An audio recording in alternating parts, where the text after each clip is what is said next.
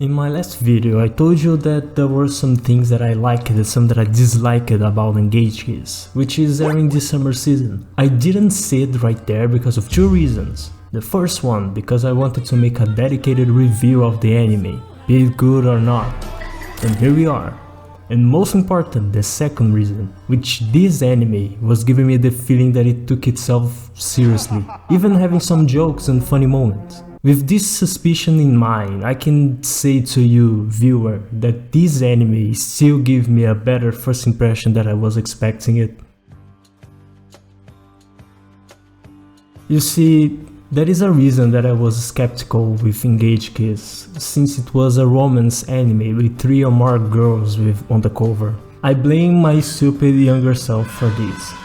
When searching anime for the genre romance, over the last 10, maybe 20 years, you most of the times are greeted with the same formula of anime, where the plot makes every excuse possible to make the girl, or more if it is a harem, fall in love with the main character, be him overpowered protagonist or the unbearable shy one. Like the one in Vermeil of Gold from this season. The point is that the protagonist isn't given any sort of personality because of escapism. Now you can imagine what you would do in the same situation that this bastard is, and you get the idea. There was romances and rokons for almost all of the last decade, I would say. Of course, with Phil going out to be an interesting story that just happens to be a harem, instead of a harem that could have been an interesting story. Engage Kiss, thankfully, does not follow this formula. This anime's event occurs in Night City, probably the same one from Cyberpunk 2077, but we are seeing the events in the development stage of the game, and because of that, the people are dying because of all the bugs. As every big city, social segregation exists and our protagonist isn't living good. Ogata Shu is poor due to his vaping addiction, but he owns a small business which rarely occurs and he gets a job. But when he does, he's summoned to the metaverse, where the government contracts him as a hitman to kill the bugs and fix the damn game. He has an arsenal of tools which consists of a dimensional gun, strange teeth bullets, and a yandere demon that can destroy everything after sucking him dry. Just like the haunted Astolfo Bean plushie. Kisara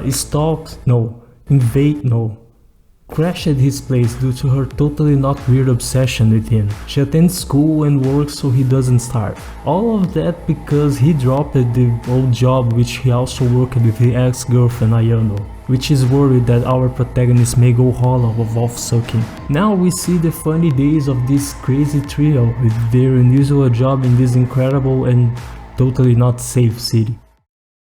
I have watched all the 3 first episodes of this anime, and let's talk first about the animation. It's A1 Pictures and the good A1 Pictures. We got great action sequences and some dialogue moments that has some great shots of the city or the place where they are talking. I can only praise the work of all animators here. Music-wise, I'm going to nitpick and say that there were times where songs were misplaced in my opinion. I would prefer the scene without them or maybe with a different soundtrack. Nothing big, again, I'm just nitpicking on this one. Bayron City, I don't remember. This place is beautiful, but the show reminds us constantly that it's not a paradise. A lot of people dislike this place. They are their equivalents of slums and should demonstrate to us you can go starving. Although I think that is on him probably. Their problem with demons is something which they don't tell us all from the get-go. I love this. The anime makes us fit the puzzle pieces to understand it better. Like how Kisara says at the start of the episode 2 that she collected memories from the one they defeated in the first episode, but it's unclear. Apparently there is a representative of the demons which is converting people from the city, but his objective is unknown. There is so much I want to say about this place, so many details that you can get from conversations or maybe even land shots. Like how the government spies at the citizens, and that is how they found out the guy from episode 2 was becoming a demon. I think everyone that watched anime enough can tell shows that they like but find the main character annoying or boring.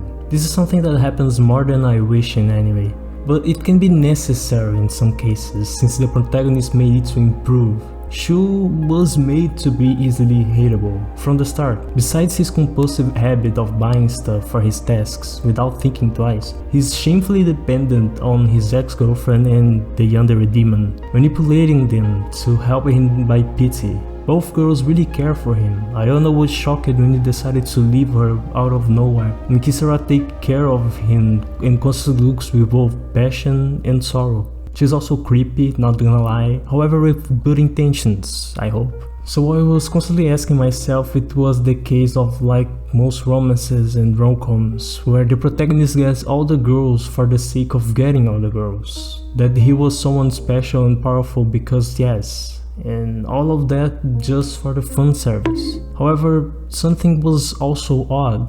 Remember when I said that the show took itself more seriously than others? At the middle of the second episode I was suspicious of why he had these buying impulses. Shu lost his family to these demons. He was grown by a foster family which took care of him, and although he doesn't like the government of the city, he still chose to fight. But the villain of the second episode was what caught my attention. Just like Shu, he hated the government, and by meeting the demon representative, he started planning to explode a party. But he was still conscious and even tried to convince the protagonist to join him, which the request got ignored. I mean, all of that just for a rom-com. That was a lot of details from the world building and conversations and the moral choices from the protagonist. Was this anime pretending to be a bad rom-com? And episode 3 happens.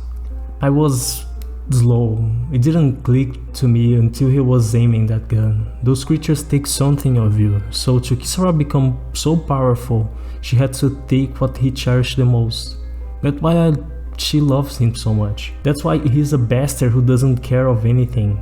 But even hollow, he continues to believe in the lingering will that is left. Engage Kiss surprised me.